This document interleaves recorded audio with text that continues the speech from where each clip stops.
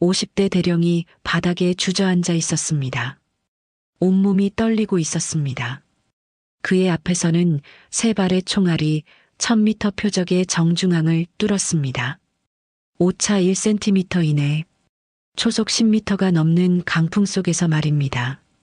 사단장을 비롯한 장성 5명이 망원경을 내려놓지 못했습니다. 한 사람이 중얼거렸습니다. 20년 군 생활의 처음이야. 불과 30분 전 안태식 대령은 사단장 앞에서 큰 소리쳤습니다. 사단장님, 제가 증명해 보이겠습니다. 여군은 특전사 수준을 따라올 수 없습니다. 그런데 지금 저격총을 내려놓으며 누군가 차갑게 물었습니다. 이 정도면 이해하셨습니까, 대령님? 감정 없는 목소리. 그게 더 무서웠습니다. 대령은 대답하지 못했습니다. 100여 명의 부대원들도 숨을 죽였습니다. 그때 사단장이 앞으로 나와 그 사람에게 먼저 경례를 올렸습니다. 사단장이 먼저.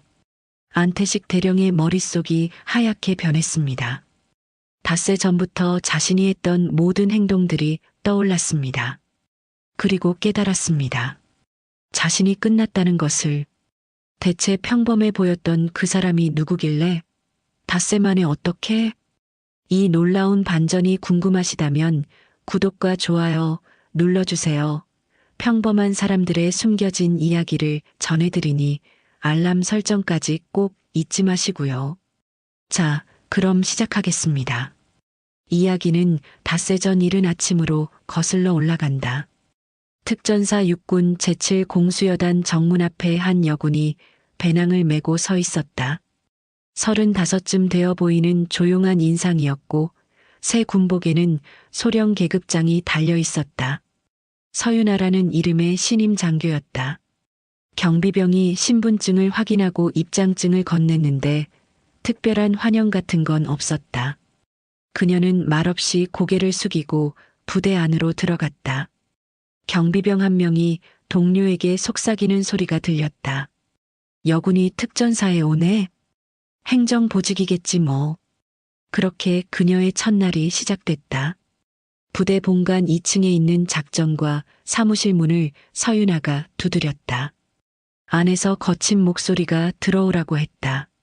문을 열고 들어서자 책상 뒤에 50대 초반으로 보이는 남자가 앉아 있었다. 안태식 대령이었는데 그는 서윤아를 위아래로 훑어보더니 얼굴에 불쾌한 표정을 드러냈다. 자네가 새로운 여군이군. 예, 대령님. 서윤아가 경례를 올렸지만 안태식은 받지 않았다. 그냥 손을 흔들며 대충 넘겼다. 여군이 특전사에 왜 왔나?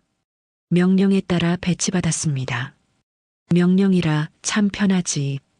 명령만 따르면 되니까 말이야. 안태식이 비웃듯 말했지만 서윤아는 대답하지 않고 그저 똑바로 서 있었다. 안태식이 계속 말을 이었다. 여기가 어디인 줄 아나? 특전사야, 특전사. 대한민국 최정예 부대라고. 여자가 감당할 곳이 아니야. 최선을 다하겠습니다. 최선이라 하. 안태식이 코웃음을 치며 서류를 집어 던지듯 건넸다. 오늘부터 훈련 일정 따라. 남자 부대원들이랑 똑같이 하라고. 뭐, 며칠 못 가겠지만. 알겠습니다. 서윤아가 서류를 받자 안태식은 더 이상 그녀를 보지도 않고 손으로 나가라는 신용을 했다. 그날 저녁 서윤아는 여군 막사에 혼자 짐을 풀었다. 이 부대의 여군은 그녀 한 명뿐이었다. 다음 날 새벽 5시 확성기 소리가 막사를 울렸다. 소령 서윤아 즉시 집합하라는 방송이었다. 그녀가 뛰어나가자 훈련장에 안태식 대령이 서 있었고 그 뒤로 부대원 30명쯤이 모여 있었다. 모두 남자였다. 늦었군. 죄송합니다. 서윤아가 경례를 올렸지만 안태식이 손목시계를 보며 말했다. 1분 늦었어. 여군은 역시 시간 개념이 없군. 사실 정확히 5시였기 때문에 늦은 게 아니었지만 서윤아는 변명하지 않았다. 완전 군장 착용하고 20kg 메고 부대 둘레 5바퀴 돌아. 시작.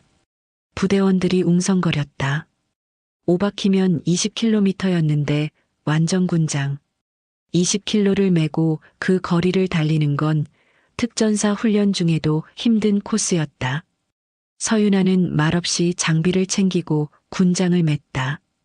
정확히 20kg이었지만 그녀의 표정은 변하지 않았다.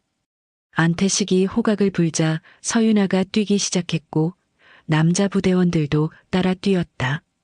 새벽 공기가 차갑게 폐를 찔렀다. 첫 바퀴를 돌았을 때 서윤아는 중간쯤에 있었다. 숨이 차올랐고 땀이 흘렀지만 멈추지 않았다. 두 바퀴, 세 바퀴를 돌면서 부대원 몇 명이 뒤처지기 시작했지만 서윤아는 계속 뛰었다. 다리가 무거워지고 어깨가 눌렸다. 네 바퀴를 끝냈고 이제 마지막 한 바퀴가 남았다. 그녀는 숨을 몰아쉬며 계속 발을 옮겼다.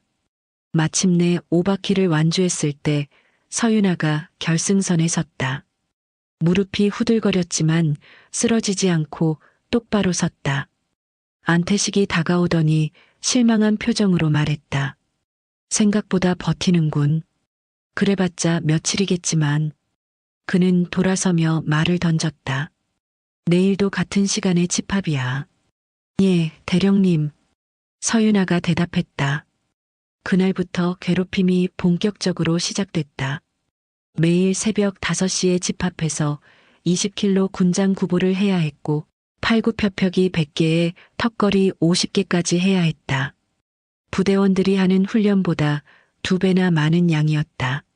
하지만 서윤아는 묵묵히 해냈다.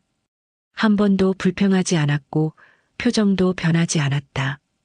그저 시키는 대로 했을 뿐이었다. 부대원들이 수군거리기 시작했다. 저 여군 좀 이상한데? 보통 사람은 아닌 것 같은데? 하지만 아무도 다가가지 않았다. 안태식 대령이 서윤아를 대놓고 무시하는 걸 다들 봤기 때문이었다. 사흘째 되던 날 서윤아는 식당 잔반 처리를 명령받았다. 화장실 청소도 그녀 몫이었다. 행정 업무 같은 건 주지 않았고 오직 허드렛일만 시켰다. 그녀는 그것도 묵묵히 했다. 불평 한마디 없이 말이다. 안태식은 점점 더 짜증이 났다. 이 여군이 계속 버티는 게 마음에 들지 않았다. 빨리 포기하고 다른 부대로 가주길 바랐는데 그럴 기미가 보이지 않았다. 그리고 나흘째 되던 날 안태식은 결심했다. 이제 확실하게 끝내야겠다고. 나흘째 아침 안태식은 전 부대원을 소집했다. 100명이 넘는 장병들이 훈련장에 모였다. 무슨 일인가 싶어 다들 웅성거렸다. 안태식이 앞으로 나서더니 큰 소리로 말했다.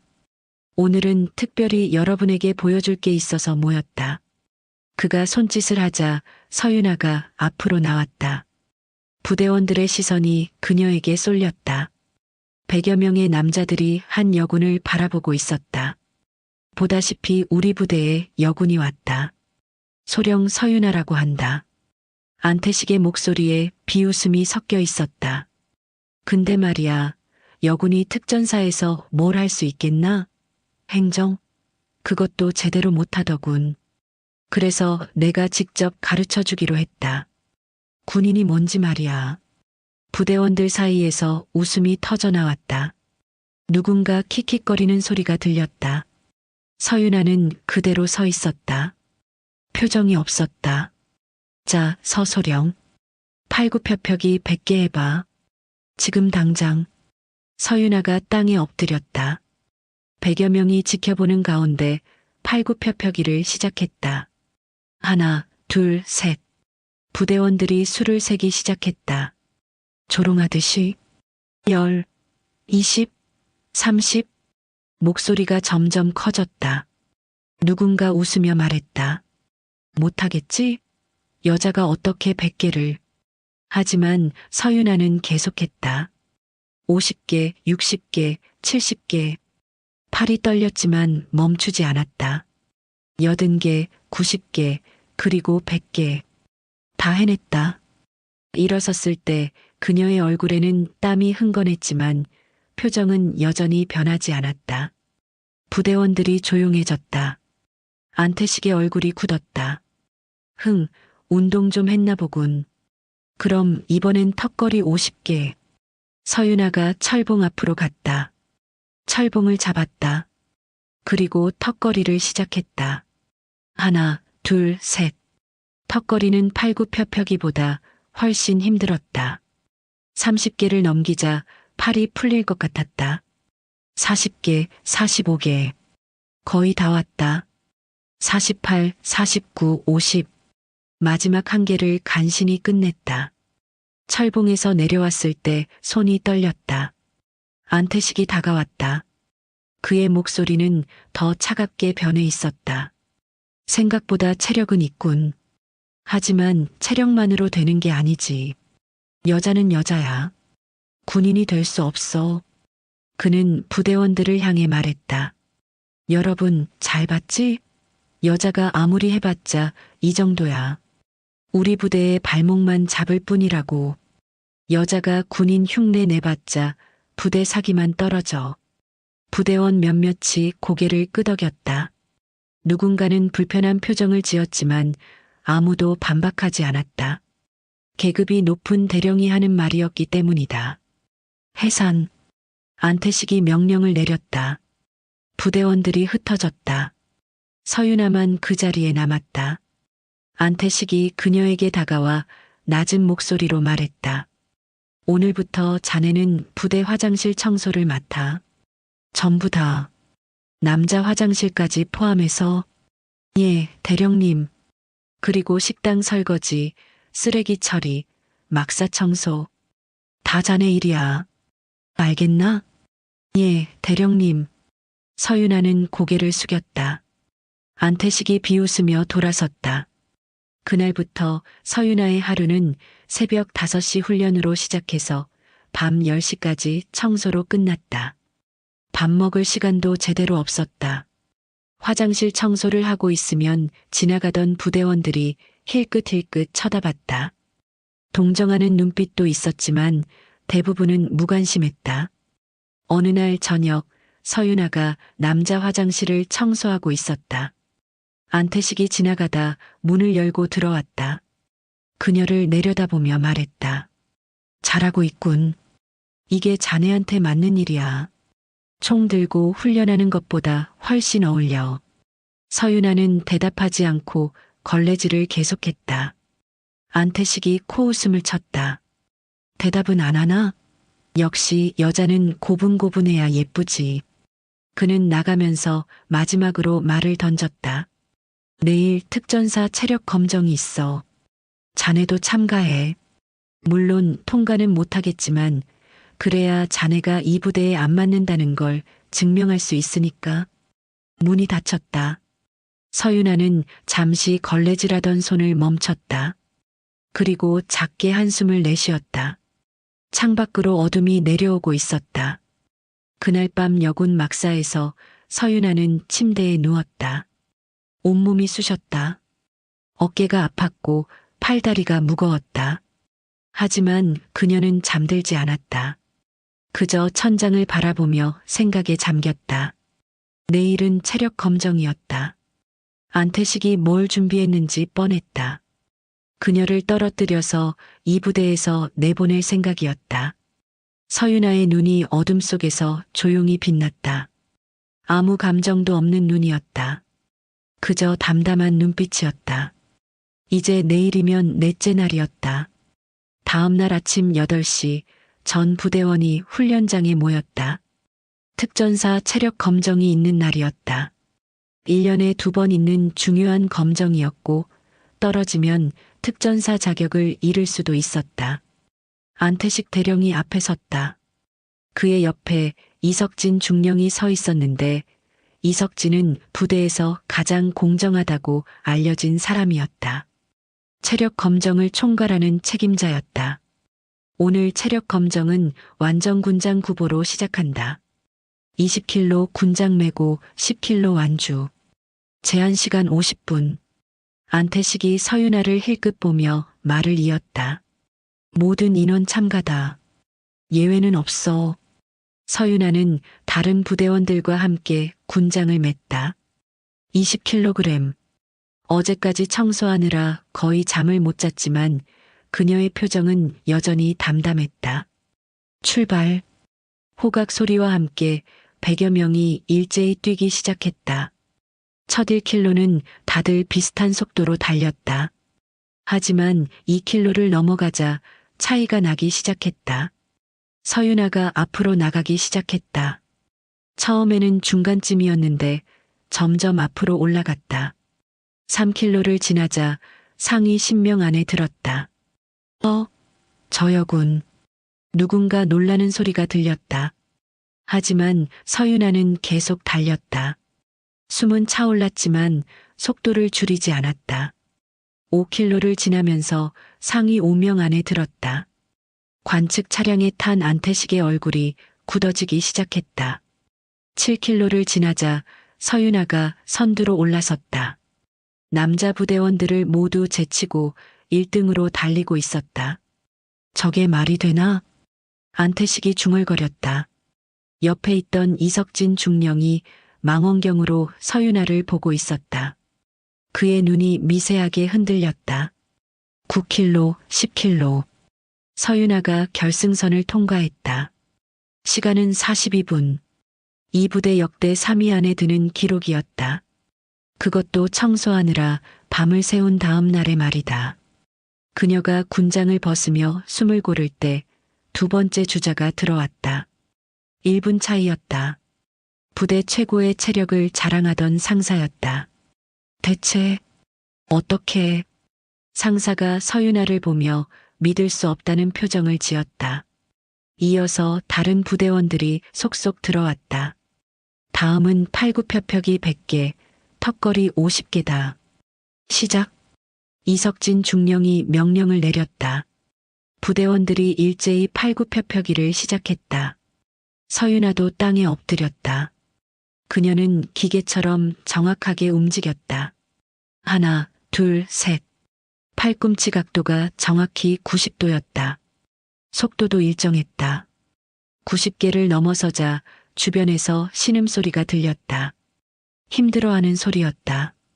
하지만 서윤아는 여전히 같은 속도로 움직였다. 표정 변화도 없었다. 100개를 채우고 일어났을 때 그녀의 호흡은 거의 흐트러지지 않았다. 턱걸이도 마찬가지였다. 50개를 정확하게 해냈다. 대부분의 남자 부대원들이 40개 안팎에서 끝났는데 서윤아는 50개를 전부 채웠다. 이상한데. 한 부사관이 동료에게 속삭였다. 저 움직임. 어디서 본 것 같은데. 무슨 소리야? 아니, 옛날에 15년 전쯤 훈련소에서 봤던. 하지만 그는 말을 잇지 못했다. 기억이 명확하지 않았기 때문이었다. 마지막은 장애물 코스였다. 20여 개의 장애물을 넘고 기어가고 뛰어넘는 코스였다. 특전사 체력 검정 중 가장 힘든 부분이었다. 출발. 서윤아가 출발선을 박차고 나갔다. 첫 번째 장애물인 2m 높이의 벽을 단숨에 넘었다. 두 번째 철조망 통과, 세 번째 평균대. 그녀의 움직임에는 군더더기가 없었다. 관측하던 이석진 중령의 눈빛이 변했다. 그는 15년 전을 떠올리고 있었다. 저런 움직임을 본 적이 있었다. 정확하고 빠르고 효율적인 움직임. 실전에서 단련된 사람만 가능한 움직임이었다. 서윤아가 마지막 장애물을 통과했다. 기록은 3분 15초. 부대 최고 기록이었다. 지금까지의 기록을 10초나 앞당긴 것이었다. 훈련장이 조용해졌다. 부대원들이 서로 눈빛을 교환했다. 저게 정말 며칠 전에 온 신임 여군이 맞나? 새벽마다 괴롭힘 당하고 밤마다 청소하던 그 사람이. 안태식 대령의 얼굴이 새하얗게 변했다. 그는 뭔가 잘못됐다는 걸 느끼기 시작했다. 하지만 인정하고 싶지 않았다. 운이 좋았나 보군. 그가 큰 소리로 말했다. 하지만 체력만으로 특전사가 되는 건 아니지. 실전 격투 능력이 없으면 소용없어. 그는 서윤아를 똑바로 쳐다보며 말을 이었다. 내일 실전 격투 시범을 해보지. 우리 부대 최고 격투 요원하고 그때 확실히 증명해보자고. 서윤아는 고개를 끄덕였다. 예, 대령님. 그녀의 목소리는 여전히 감정이 없었다. 안태식이 돌아서서 떠났다. 이석진 중령이 서윤아에게 다가왔다. 그는 잠시 그녀를 바라보다가 조용히 물었다. 혹시 15년 전에. 하지만 서윤아가 먼저 말을 끊었다. 아닙니다, 중령님. 착각이실 겁니다. 이석진은 더 이상 묻지 않았다. 하지만 그의 눈빛은 확신에 차 있었다. 분명 저 사람을 어디선가 봤다. 15년 전 어느 작전에서. 그날 저녁 부대는 술렁거렸다. 모두가 서윤아에 대해 이야기했다. 대체 누구야? 보통 사람이 아닌 건 확실해. 하지만 아무도 다가가지는 못했다.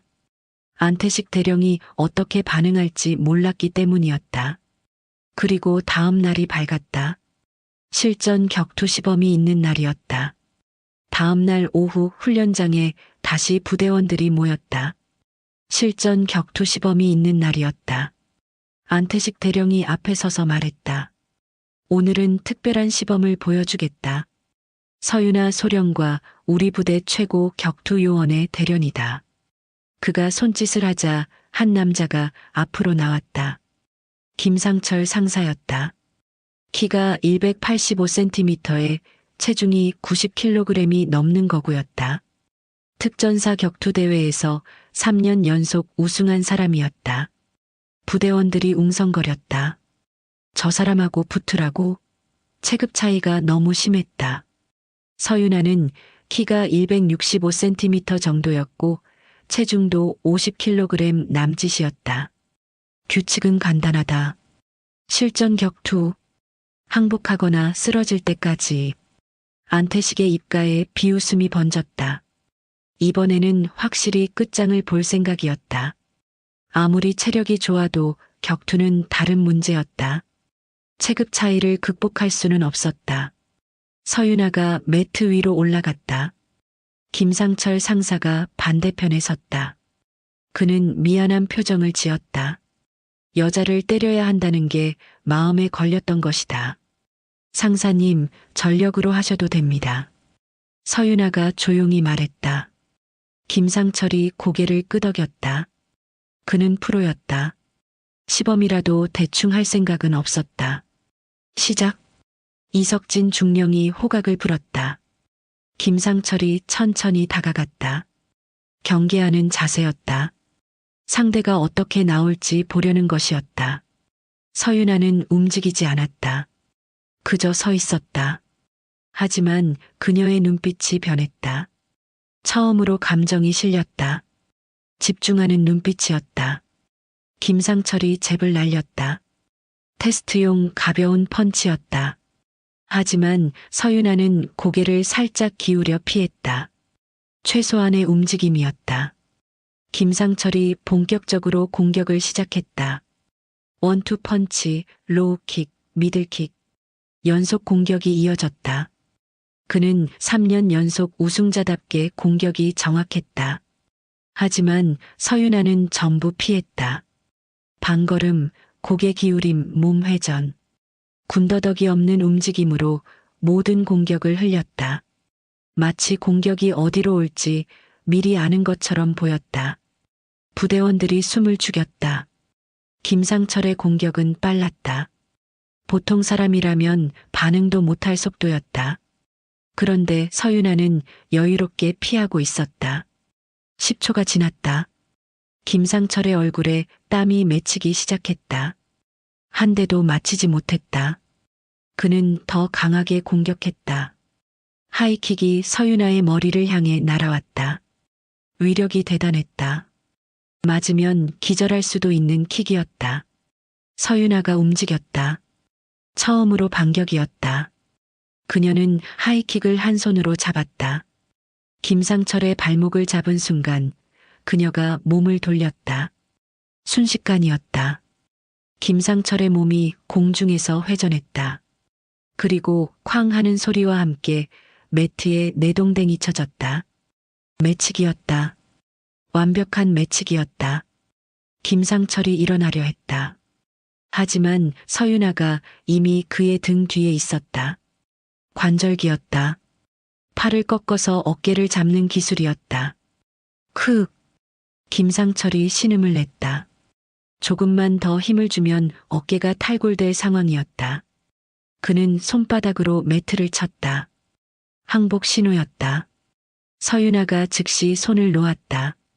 김상철이 일어나 어깨를 주무르며 믿을 수 없다는 표정을 지었다. 시간을 본 이석진 중령이 중얼거렸다. 28초, 30초도 안 걸렸다.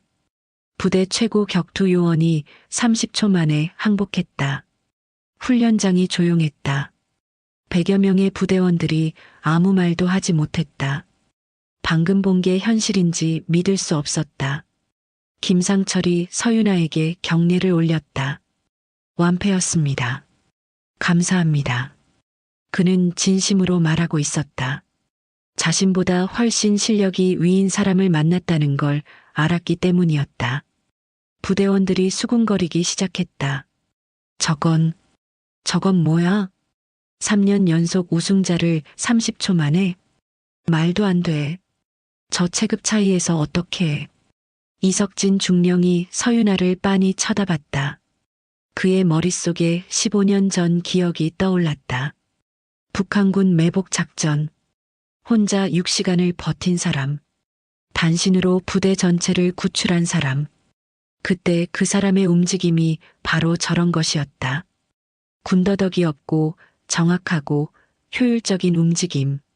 실전에서 수백 번 단련된 움직임. 이석진이 작게 혼잣말을 했다. 설마 그분이? 하지만 확신할 수 없었다. 그분은 이미 일선에서 물러난 것으로 알고 있었다. 여기 이렇게 올 리가 없었다. 안태식 대령의 얼굴이 하얗게 질렸다. 그는 뭔가 심각하게 잘못됐다는 걸 깨달았다. 이 여군은 절대 평범한 사람이 아니었다. 하지만 그는 여전히 인정하고 싶지 않았다. 아니, 인정할 수가 없었다. 지난 며칠간 자신이 한 행동들이 떠올랐기 때문이었다. 서윤아는 매트에서 내려왔다. 그녀의 표정은 다시 무표정으로 돌아왔다. 마치 방금 일어난 일이 아무것도 아니라는 듯이. 그날 저녁 부대는 완전히 술렁거렸다. 모두가 서윤아에 대해 이야기했다. 대체 저 사람이 누구냐고. 어떻게 저런 실력을 가졌냐고. 하지만 아무도 몰랐다. 답을 아는 사람은 이석진 중령 한 명뿐이었다. 그리고 그는 확신하기 시작했다. 저 사람이 바로 그분이라고. 닷새째 되던 날 오전 부대에 갑작스러운 방송이 흘렀다. 사단장이 깜짝 방문한다는 내용이었다. 전 부대원이 긴급 집합했다. 1시간 후 사단장이 도착했다. 소장 계급장을 단 50대 후반의 장성이었다. 그의 뒤로 다른 장성 4명이 따라왔다. 부대 시찰이었다. 안태식 대령이 앞으로 나가 경례를 올렸다. 그의 머릿속에서 생각이 빠르게 돌아갔다. 이 기회를 놓치면 안 됐다. 서윤아를 완전히 끝낼 마지막 기회였다. 사단장님, 오늘 실탄 사격 훈련이 예정되어 있습니다. 참관하시겠습니까? 그래, 한번 보지. 사단장이 고개를 끄덕였다. 일행이 사격장으로 이동했다. 100여 명의 부대원들도 따라갔다. 사격장에 도착하자 안태식이 말했다. 사단장님께 특별한 시범을 보여드리고 싶습니다. 우리 부대의 새로운 여군 장교의 사격입니다. 그는 서윤아를 가리키며 비웃듯 말을 이었다. 물론 특전사 수준에는 못 미치겠지만 여군도 노력은 한다는 걸 보여드리겠습니다. 사단장의 표정이 굳어졌다. 하지만 그는 아무 말도 하지 않았다. 그저 지켜보기로 했다. 서윤아가 사격대로 걸어갔다. 안태식이 작게 중얼거렸다. 어차피 못 쏠 거야. 망신만 주면 끝이야. 첫 번째는 K 소총이었다. 50발 사격. 표적까지 거리는 200m였다. 서윤아가 총을 들었다. 자세가 완벽했다. 탕, 탕, 탕. 총성이 연달아 울렸다. 빠르고 정확한 사격이었다. 10발, 20발, 30발, 50발을 전부 쐈다. 표적을 확인하는 순간 사격장이 조용해졌다. 50발 전부 10점이었다. 한 발의 빗나감도 없는 완벽한 만점이었다. 부대원들이 숨을 죽였다. 다음은 권총입니다. 서윤아가 말했다. KO 권총을 받아들었다. 15발 장전. 표적까지 50m. 탕, 탕, 탕. 15발을 연속으로 쐈다. 탄창을 비우는데 10초도 걸리지 않았다. 표적을 확인했다. 15발 전부 명중. 모두 정중앙이었다. 안태식의 얼굴이 하얗게 변하기 시작했다. 하지만 아직 끝이 아니었다. 마지막으로 저격총입니다. 이석진 중령이 K14 저격총을 가져왔다. 표적까지 거리는 1000m. 바람이 불고 있었다. 초속 10m가 넘는 강풍이었다. 서윤아가 저격총을 받아들고 엎드렸다. 조준경을 들여다봤다.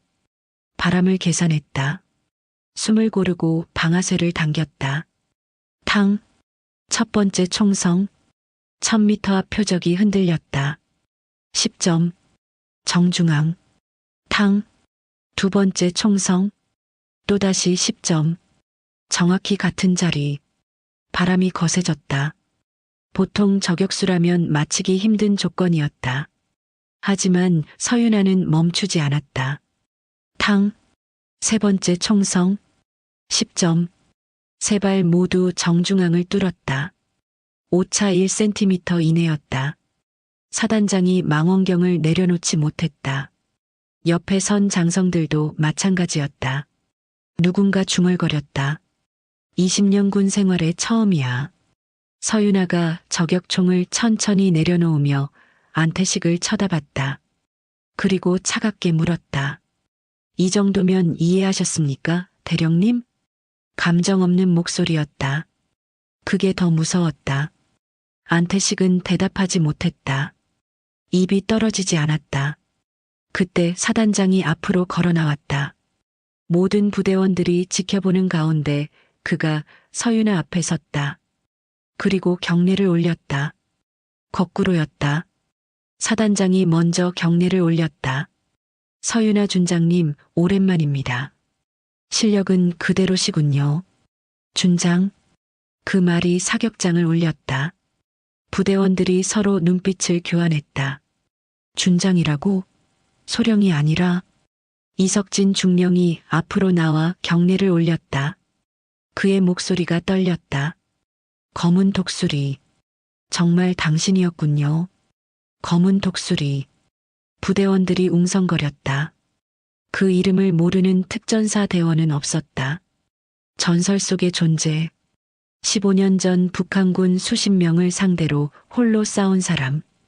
6시간 단독 교전 끝에 부대 전체를 구출한 영웅. 특전사 역사상 최초의 여군 준장. 20년 전 땅굴 제거 작전의 전설. 실전에서 단 한 번도 패배하지 않은 사람. 그게 바로 서윤아였다. 안태식이 바닥에 주저앉았다. 그의 머릿속이 하얗게 변했다. 닷새 전부터 자신이 한 모든 행동이 떠올랐다.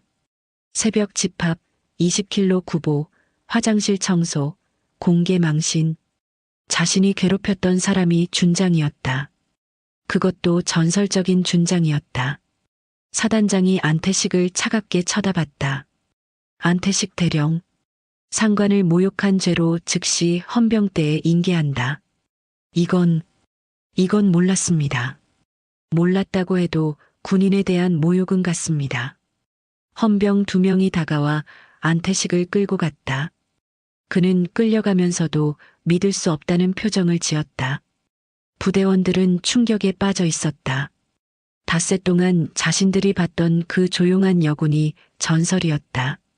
말없이 모든 괴롭힘을 견뎠던 그 사람이 준장이었다.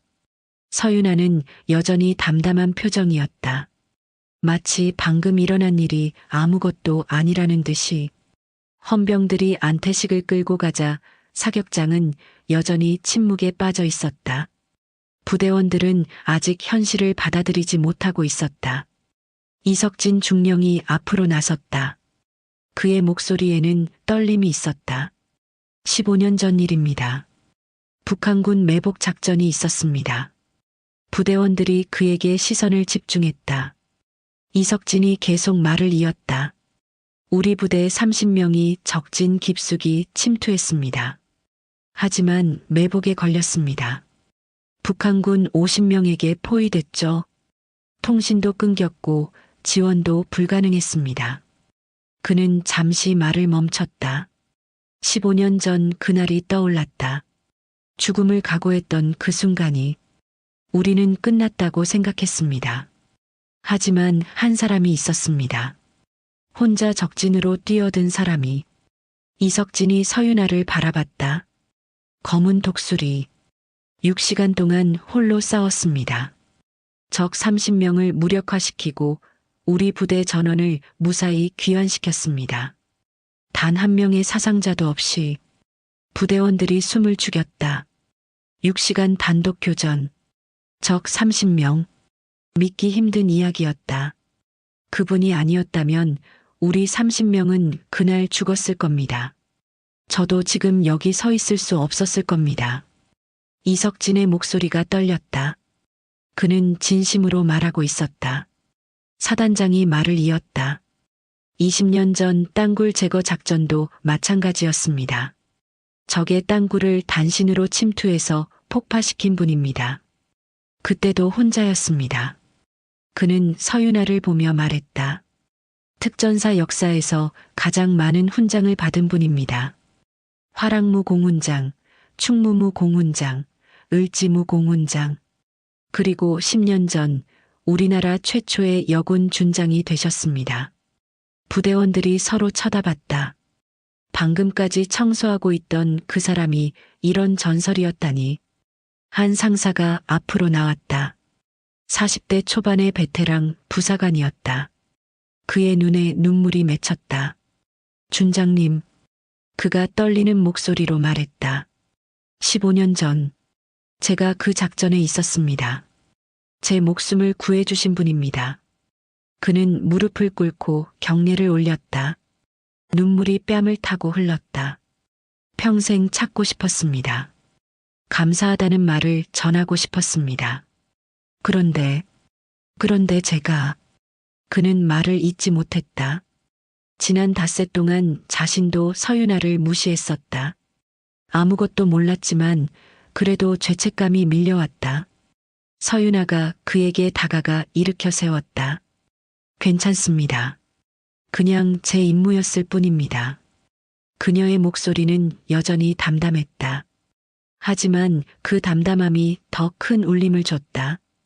부대원들이 하나둘 경례를 올리기 시작했다. 100여 명이 일제히 경례 자세를 취했다. 누군가 눈물을 흘렸다. 전설이 눈앞에 있었기 때문이었다. 사단장이 말했다. 서준장님은 국방부 특별 지시로 이 부대에 오셨습니다. 부대 내 여군 괴롭힘 실태를 조사하기 위해서였습니다. 부대원들이 고개를 끄덕였다. 이제 이해가 됐다. 왜 계급장을 떼고 왔는지, 왜 묵묵히 견뎠는지. 이 부대에서 1년 전 여군 자살 미수 사건이 있었습니다. 그 원인을 밝히고 재발을 방지하는 게 이번 작전의 목적이었습니다. 사단장의 목소리가 차갑게 변했다. 그리고 안태식 대령이 그 주범이었습니다. 그는 오늘 군법회의에 회부됩니다. 한편 헌병대 차량 안에서 안태식은 멍하니 앉아 있었다. 25년 군 생활이 한순간에 무너졌다.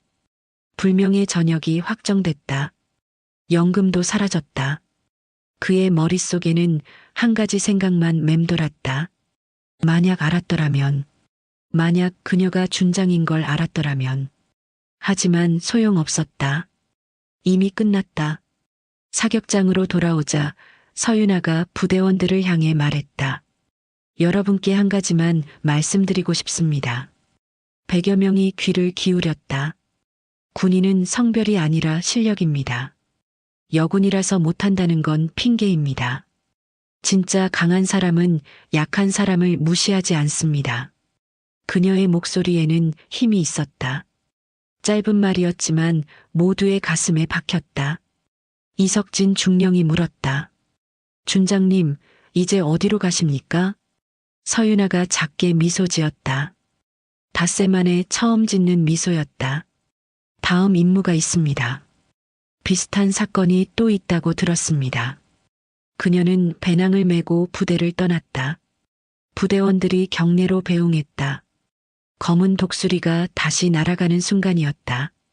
그리고 사흘 후 군법회의가 열렸다. 육군본부 법정에 안태식이 섰다. 그의 계급장은 이미 떼어진 상태였다. 수갑이 채워져 있었다. 재판장석에 대령 3명이 앉았다. 가운데 앉은 판사가 서류를 넘기며 말했다. 피고인 안태식. 상관 모욕죄, 직권 남용죄, 부대원 인권 침해죄로 기소되었습니다. 검찰 측에서 증거 자료를 제시하기 시작했다. 지난 25년간 안태식의 군 생활이 낱낱이 드러났다. 피고인은 25년 군 복무 중 실전 경험이 전무합니다.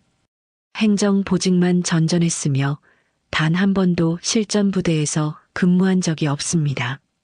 서류가 스크린에 띄워졌다. 안태식의 경력이 모두에게 공개됐다.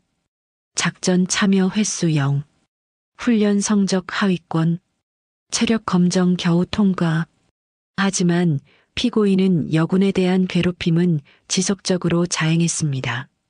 검사가 또 다른 자료를 제시했다. 3년 전 여군 중위를 괴롭혀 전역시켰습니다. 2년 전 여군 대위를 우울증에 걸리게 했습니다. 1년 전에는 여군 소위가 자살을 시도했습니다. 다행히 발견되어 살았지만 정신과 치료를 받고 있습니다. 법정이 조용해졌다. 판사들의 표정이 굳어졌다. 그리고 이번에는 상관인 줄도 모르고 서윤아 준장을 괴롭혔습니다. 새벽 5시 강제 집합, 과도한 체력 훈련, 화장실 청소 등 모욕적인 업무 지시, 전 부대원 앞에서의 공개 망신. 검사가 안태식을 똑바로 쳐다봤다. 피고인은 자신보다 약한 사람, 특히 여군을 괴롭히는 것으로 자신의 무능함을 감추려 했습니다. 안태식이 고개를 숙였다. 변명할 말이 없었다. 모두 사실이었기 때문이었다. 증인 신문이 시작됐다. 이석진 중령이 증인석에 섰다. 피고인 안태식은 부대에서 여군 무시 발언을 수시로 했습니다. 여자는 군인이 될 수 없다. 부대 사기만 떨어뜨린다는 등의 말을 공공연하게 했습니다. 다음으로 부대원들이 하나씩 증언했다. 모두 같은 이야기를 했다. 안태식의 여군 괴롭힘을 직접 목격했다고. 마지막으로 서윤아가 증인석에 섰다. 판사가 물었다. 준장님, 왜 신분을 밝히지 않으셨습니까? 신분을 밝히면 진짜 모습을 볼 수 없기 때문입니다. 계급장을 떼야만 그 사람의 본성을 알 수 있습니다. 그녀의 목소리는 차분했다. 안태식 대령은 상대가 약하다고 생각할 때만 강했습니다. 전형적인 약자 괴롭힘이었습니다. 판사가 고개를 끄덕였다. 심리가 끝났다. 판사들이 잠시 협의했다. 10분 후 판결이 내려졌다. 피고인 안태식에게 불명예 전역을 명한다. 모든 군인 연금을 박탈한다. 징역 2년, 집행유예 3년을 선고한다. 쾅! 의사봉이 내려쳤다. 안태식의 25년 군 생활이 끝나는 순간이었다. 법정을 나서는 안태식의 뒷모습은 초라했다. 어깨가 축 처져 있었다. 모든 것을 잃었다. 군인으로서의 명예, 연금, 미래. 일주일 후 안태식은 혼자 제7 공수여단 정문 앞에 섰다. 그가 25년간 다녔던 부대였다. 하지만 이제 들어갈 수 없었다. 경비병들이 그를 쳐다봤다. 모두 알고 있었다. 불명예 전역한 전 대령이라는 것을. 안태식이 정문을 바라봤다. 과거가 스쳐 지나갔다. 만약 여군을 존중했더라면, 만약 실력으로 평가했더라면, 만약 권력을 남용하지 않았더라면. 하지만 이미 늦었다. 가족들도 등을 돌렸다. 아내가 이혼을 요구했다. 자식들이 연락을 끊었다. 친구들이 피했다. 그는 홀로 서 있었다. 부대 정문 앞. 들어갈 수도 없고 돌아갈 곳도 없는 남자. 25년 군 생활이 한순간에 사라진 남자. 바람이 불었다. 가을이 오고 있었다. 안태식은 천천히 돌아섰다. 비틀거리며 걸어갔다. 그의 뒷모습은 쓸쓸했다. 한편 서윤아는 이미 다음 임무지로 떠난 뒤였다. 또 다른 부대에서 비슷한 문제가 있다는 보고를 받았기 때문이었다. 제7 공수여단에는 변화가 일어나고 있었다. 여군에 대한 시선이 달라졌다. 존중하는 문화가 자리 잡기 시작했다. 그리고 부대원들은 잊지 않았다. 검은 독수리가 보여준 모습을, 묵묵히 견디고 실력으로 증명한 모습을. 석 달이 흘렀다. 제7 공수여단은 완전히 달라져 있었다. 새벽 집합이 울렸다. 부대원들이 훈련장에 모였다. 그리고 한 명의 여군이 그들 사이에 섰다. 새로 배치받은 김지연 중이었다. 그녀는 긴장한 표정이었다. 특전사에 여군으로 오는 건 여전히 쉬운 일이 아니었기 때문이었다. 주변 시선이 신경 쓰였다. 하지만 예상과 달랐다. 부대원들이 그녀를 무시하지 않았다. 오히려 자연스럽게 대했다. 중위님, 이쪽입니다. 한 상사가 그녀에게 자리를 안내해줬다. 친절한 목소리였다. 김지연이 놀라며 따라갔다. 훈련이 시작됐다. 완전군장 구보였다. 김지연도 다른 부대원들과 함께 뛰었다. 숨이 차올랐지만 멈추지 않았다. 중간쯤 왔을 때 한 병장이 그녀 옆에서 말했다. 중위님, 속도 괜찮으시면 저희랑 같이 가시죠. 격려하는 말투였다. 비웃음이나 무시가 아니었다. 김지연이 고개를 끄덕였다. 부대원들이 함께 달렸다. 훈련을 마치고 돌아오는 길, 김지연이 한 중사에게 물었다. 여기 분위기가 생각보다 좋네요. 중사가 웃으며 대답했다. 석 달 전만 해도 아니었습니다. 하지만 한 분이 오셨다 가셨죠. 그분 덕분에 많이 바뀌었습니다. 누구신데요? 검은 독수리라고 들어보셨습니까? 김지연의 눈이 커졌다. 특전사라면 누구나 아는 이름이었다. 전설 같은 존재. 그분이 여기 오셨다고요? 네. 닷새 동안 계셨습니다. 평범한 여군 소령으로 위장하고 오셔서 모든 걸 견디셨죠. 중사가 말을 이었다. 그 닷새 동안 우리가 얼마나 여군을 무시했는지 똑똑히 보여주셨습니다. 부끄러웠습니다. 김지연이 조용히 들었다. 중사가 계속 말했다. 그분이 마지막에 하신 말씀이 있습니다. 군인은 성별이 아니라 실력이라고. 진짜 강한 사람은 약한 사람을 무시하지 않는다고. 그 말이 김지연의 가슴에 박혔다. 자신도 그렇게 되고 싶었다. 실력으로 인정받는 군인. 점심시간이었다. 식당에서 김지연이 밥을 먹고 있을 때 이석진 중령이 다가왔다. 적응은 잘 되고 있나? 예, 중령님. 부대 분위기가 좋습니다. 이석진이 미소 지었다. 석 달 전과는 완전히 다르지. 한 분의 용기가 부대 전체를 바꿨어. 그는 잠시 멈췄다가 말을 이었다. 중이 여군이라고 주눅 들 필요 없네. 실력만 있으면 돼. 성별은 중요하지 않아. 명심하겠습니다, 중령님. 김지연이 경례를 올렸다. 이석진이 돌아서며 마지막으로 말했다. 검은 독수리처럼 되라는 건 아니야. 그분은 전설이니까. 그냥 자네 자신이 되면 돼. 당당하게. 그날 저녁 김지연은 여군 막사에서 일기를 썼다. 특전사 첫날의 기록이었다. 오늘 특전사에 왔다. 두려웠다. 하지만 생각보다 좋았다. 여기는 성별로 차별하지 않는다. 실력으로 평가한다. 검은 독수리라는 분 덕분이라고 한다. 나도 언젠가 그런 사람이 되고 싶다. 후배들에게 희망을 주는 사람. 한편 서윤아는 다른 부대에 있었다. 또다시 평범한 여군으로 위장하고 들어간 상태였다. 비슷한 문제가 있는 부대였기 때문이었다. 그녀는 묵묵히 자신의 임무를 수행하고 있었다. 괴롭힘을 견디고 증거를 모으고 진실을 밝혀내고 있었다. 검은 독수리는 계속 날고 있었다. 어둠 속에서 빛을 찾는 사람들을 위해, 약자를 괴롭히는 사람들을 응징하기 위해. 제7 공수여단 정문에는 작은 명패가 하나 걸렸다. 존중과 실력의 부대, 성별이 아닌 능력으로 평가합니다. 그 명패 아래로 햇빛이 비쳤다. 새로운 시작을 알리는 아침이었다. 부대원들이 훈련장으로 향했다. 남자도 여자도 함께, 같은 군인으로서, 같은 동료로서. 전설은 끝나지 않았다. 검은 독수리가 남긴 씨앗이 자라고 있었다.